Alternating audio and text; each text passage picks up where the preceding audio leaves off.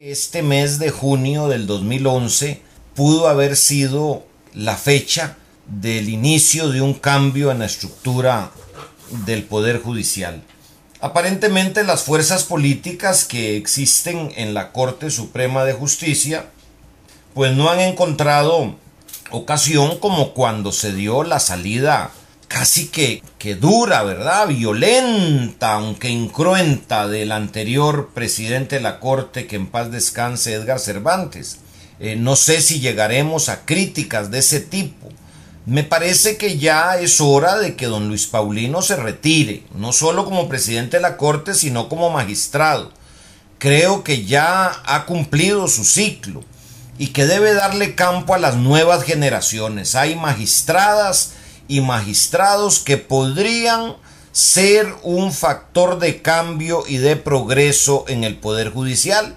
Sin embargo, vemos cómo se presentó una decisión fuera de la agenda, se aprobó por aclamación y bueno, obviamente había un acuerdo político entre las señoras magistradas y los señores magistrados para seguir manteniendo a don Luis Paulino al frente de este poder de la República. En la Corte Suprema de Justicia hay magistrados y magistradas de una calidad profesional y ética intachable. Aunque discrepemos de algunas de sus decisiones, no dudamos de su idoneidad profesional y moral. Ni tampoco cuestionamos esas calidades de parte del magistrado Mora Mora. Lo que no creemos saludable para el Poder Judicial y para la democracia son los puestos vitalicios. Aquí están prohibidas las penas perpetuas. Debería haber una reforma para que la presidencia de la Corte no pueda ejercerse por tanto tiempo por una sola persona. Creo que no es saludable, que no es sensato, que la gente se acostumbra a las posiciones y pierde la perspectiva y se desaprovecha lo más importante, las nuevas generaciones de funcionarios que pueden hacer que el sistema judicial progrese, se democratice y mejore. Ha habido casos en que, como en la asamblea anterior, creo que fue 3 o 4 años de toda la legislatura, don Francisco Antonio Pacheco, el presidente de la República se escoge por 4 años y el presidente de la Corte se escoge por el tiempo que la Corte quiera. Yo creo que aquí hay que empezar a hablar ya de otros temas, como la reforma al mecanismo de elección de magistrados, la urgente reforma que hemos planteado el mes pasado sobre la elección de magistrados suplentes para refrescar las salas de la Corte con opiniones jurídicas nuevas, con opiniones jurídico-políticas que discrepen de la tradición y que la jurisprudencia nuestra pueda crecer y fortalecerse aún más. Y también la organización interna del Poder Judicial. Aquí hay muchos aspectos que hay que definir. Por ejemplo, la permanencia de la defensa pública en el Poder Judicial. Eso es malsano también. La permanencia del Ministerio Público y de la Policía Judicial y de los laboratorios.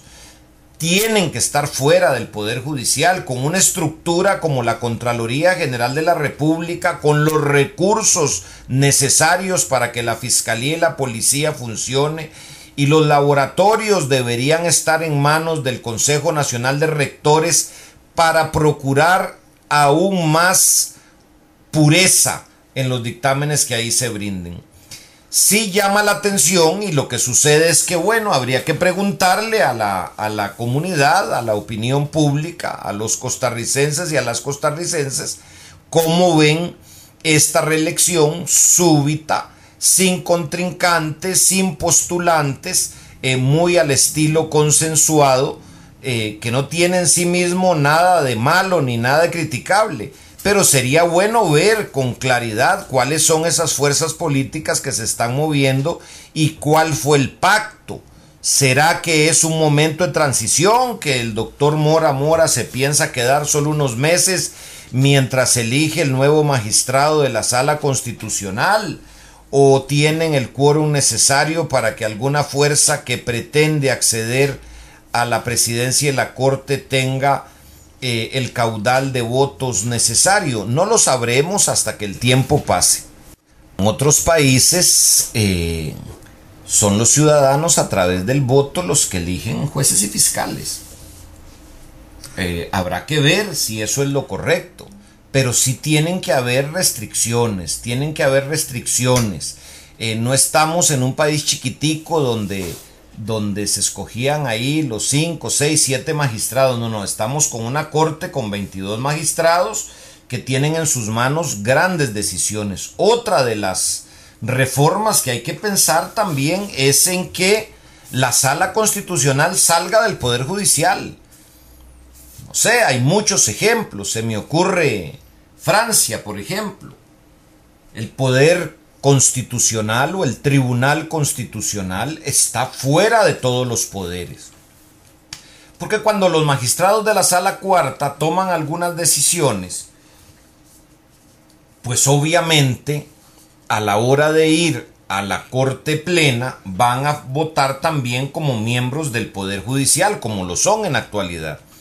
Mientras que de esta manera, si el Poder Judicial se dedica al cometido natural y lógico que tiene un Poder Judicial, cuál es la administración de justicia, no ser policía, no ser defensor, no ser fiscal y no ser tribunal constitucional, pues vamos a tener a un Poder Judicial haciendo lo que realmente tiene que hacer en una democracia.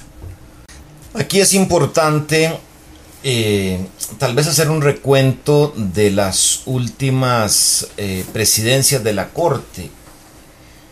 Antes de don Luis Paulino estuvo don Edgar Cervantes y estuvo muchos años. Tal vez vamos a revisar los apuntes para verlo ahora más adelante en el programa, cuántos años estuvo don Edgar. Y antes de don Edgar estuvo don Miguel Blanco, que no estuvo tanto tiempo.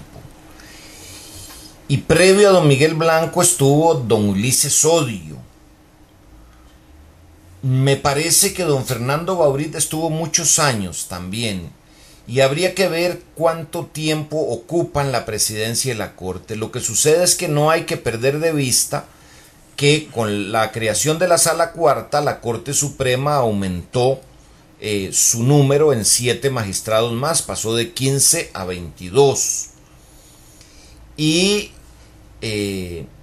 eso ha complicado mucho la estructura del Poder Judicial, que dicho sea de paso, yo creo que es el poder más poderoso, valga la redundancia, en este país. Es el único poder que tiene Sala Constitucional, el gran poder de la República, policía, Ministerio Público, Defensa Pública.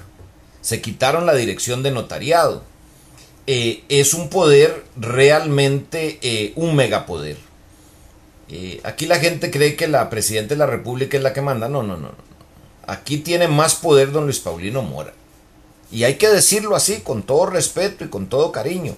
El político más poderoso de este país es don Luis Paulino, que no es elegido por voto directo, precisamente. Los diputados del Poder Legislativo y el presidente no son elegidos, como los vicepresidentes por voto directo.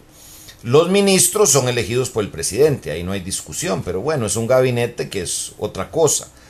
Y los magistrados son electos por la Asamblea y ellos escogen a sus suplentes que la Asamblea elige y ratifica. Yo creo que no es saludable, como lo hemos dicho aquí ya un par de veces, que las personas pasen tantos años en esos puestos. Por más honrados que sean, por más inteligentes que sean, como lo es el señor Mora, no es bueno para la República, no es bueno para la justicia y no es bueno para la democracia.